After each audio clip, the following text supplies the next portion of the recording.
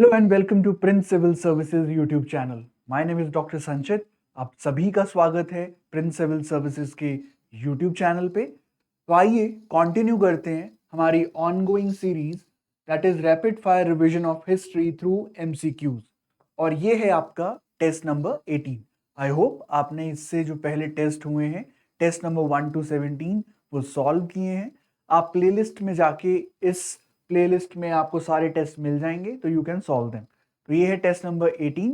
तो पहला क्वेश्चन है एंशियंट हिस्ट्री से in art and culture, Sallekhana और Santhara a practice seen is related to.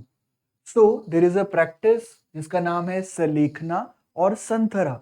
Question ये पूछ रहा है कि वो किससे रिलेटेड है। तो यहाँ पे आपके ऑप्शंस हैं giving up of one's household duties, ritual of fasting till death in Jainism, reciting mantras with the turn of a wheel, and the last option is veneration of Buddha and deities.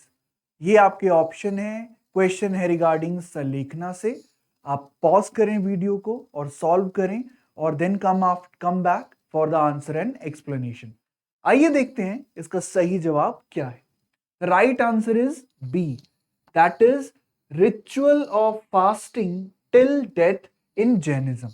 तो ये जो सलेखना term है, संथरा term है, ये आपका Jainism से related है।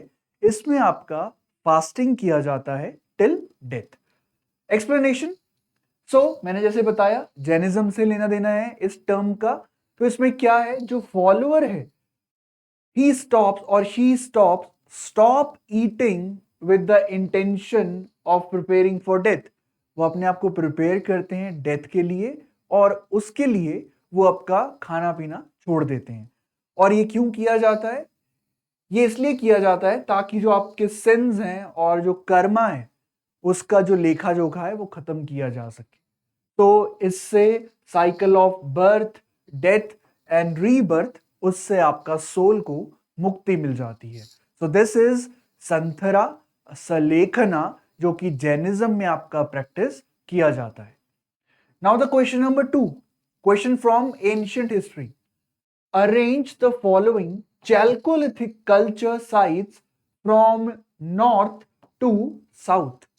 आपके यहां पे 3 चेल्कोलिथिक साइट्स के नाम दिए गए हैं और पूछा गया है और बोला गया है कि इनको अरेंज करें from north to south. That's your question. तो ये आपके ऑप्शंस हैं। आपके जो साइट्स के नाम है अहर, कायथ एंड जोड़वे। ये 3 नाम दिए गए हैं। आपको पूछा गया है, ये साइट्स भी हैं और कल्चर भी हैं। फ्रॉम नॉर्थ टू साउथ इनको अरेंज कीजिए। देखते हैं इसका सही जवाब क्या है। A is the right answer. 1, 2 and 3। सबसे नॉर्थ में अहर, फिर कायथ और फिर जोड़वे। देखते हैं अहर कल्चर जो आपको कहां मिलता है, बनास वैली राजस्थान में।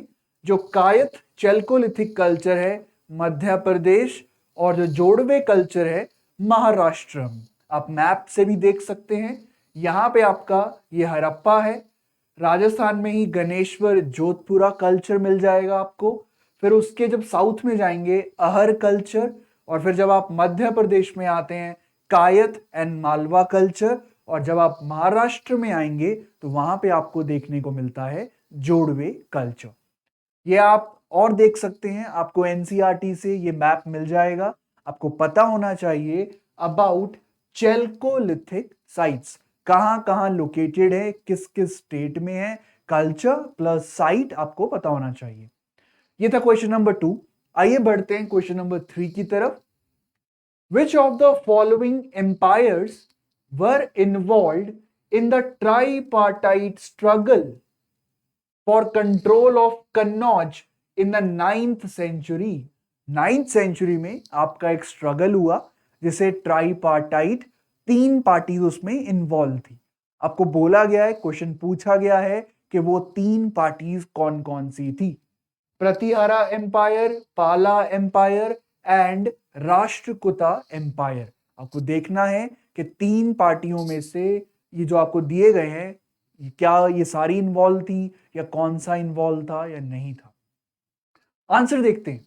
तो यहाँ पे जैसे कि बताया गया 9th सेंचुरी में आपका कन्नौज कन्नौज आपका बहुत important due to its location, geographical as well as strategic location, उसके लिए कन्नौज बहुत इंपॉर्टेंट था। और ये माना जाता था कि जिसका कन्नौज पे कंट्रोल है वो इजिली आपका गंगा वैली में, गंगा दोआब में आपका ईस्ट वेस्ट दोनों तरफ कंट्रोल कर सकता है। प्लस इसकी लोकेशन ऐसा था, इट वॉज वेल कनेक्टेड। तो इसके लिए लड़ाई हुई और उस लड़ाई में आपके 3 पार्टीज ने पार्टिसिपेट किया। अब वो कौन से हैं? यहां पे पालास इन्वॉल्व थे, Gurjar Pratiharas and Rashtrakutas. That is why answer is 1, 2 and 3, तीनों की तीनों पार्टीज आपका इन्वॉल्व थी इस स्ट्रगल के अंदर। अब पालास कहां से बिलोंग करते थे? वो ईस्टर्न इंडिया पर्टिकुलरली बंगाल से बिलोंग करते थे। दूसरी तरफ अगर गुर्जर प्रतिहारा की बात की जाए वो वेस्टर्न इंडिया से बिलोंग करते थे। और जो राष्ट्रकूतास हैं वो आपका डेक्कन से बिलोंग करते थे। क्योंकि 3 है ट्राई पार्टीज, ट्राईपार्टाइट स्ट्रगल, तीनों के बीच में युद्ध चलता है। और मेन कारण क्या था? कौन कन्नौज को आपका रूल करेगा? So that is the tripartite struggle. Next question आता है from modern Indian history, the call of no religion, no caste and no God for mankind. ये एक नारा दिया था, no religion, no caste and no God for mankind against the caste system is related to which of the following leaders. ये आपके 4 leaders के नाम दिए गए हैं और ये पूछा गया है किसने ये आपका नारा दिया था। नारायण गुरु, महात्मा गांधी, स्वामी विवेकानंद एंड कुमलथा परम्बू अयप्पन। ये आपके 4 ऑप्शंस हैं। The right answer is D, that is Kumbala Thumara Parambu Ayyappan. Kumbala Thu Parambu Ayyappan, ये बहुत ही फेमस हुए हैं आपके केरला से। इन्होंने ये आपका नारा दिया था। आइए देखते हैं। इनको आपका सहोदरन अयप्पन के नाम से भी जाना जाता है। ये सोशल रिफॉर्मर थे, इंटेलेक्चुअल थे, जर्नलिस्ट थे और ये फॉलोअर थे श्री नारायण गुरु के। श्री नारायण गुरु के फॉलोअर थे। और यहां पे आपको बता दूं, श्री नारायण गुरु ने आपका नारा दिया था one God, one caste and one God for mankind. But यहां पे Sahodaran Ayyappan went one step ahead. उन्होंने क्या बोला? No religion, no caste and no God for mankind. साथ ही साथ आपको पता होना चाहिए दैट इन्होंने आपका सहोदरा संगम का फाउंडेशन रखा।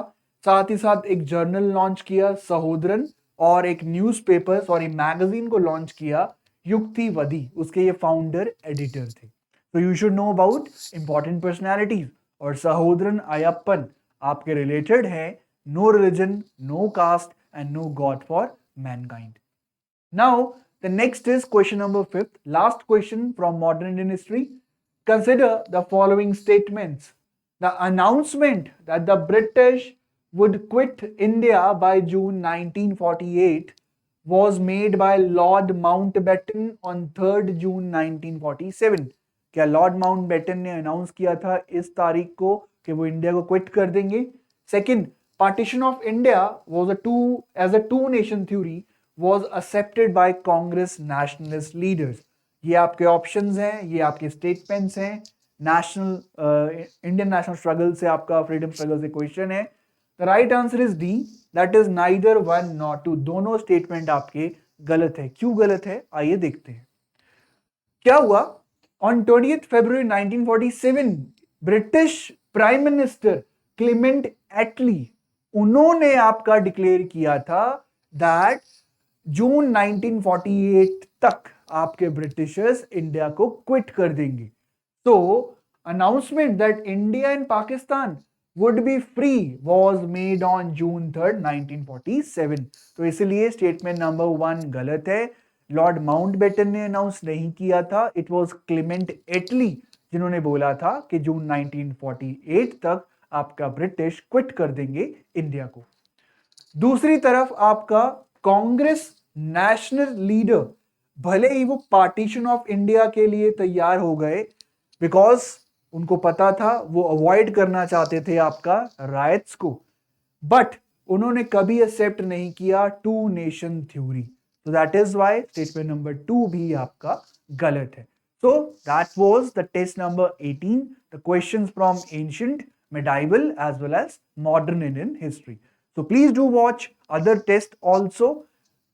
Subscribe us on Prince Civil Services YouTube channel. आप हमें follow कर सकते हैं Instagram, Telegram as well as on Twitter also. So thanks for watching. Keep watching and keep learning from the channel videos as well as other videos also. Thank you.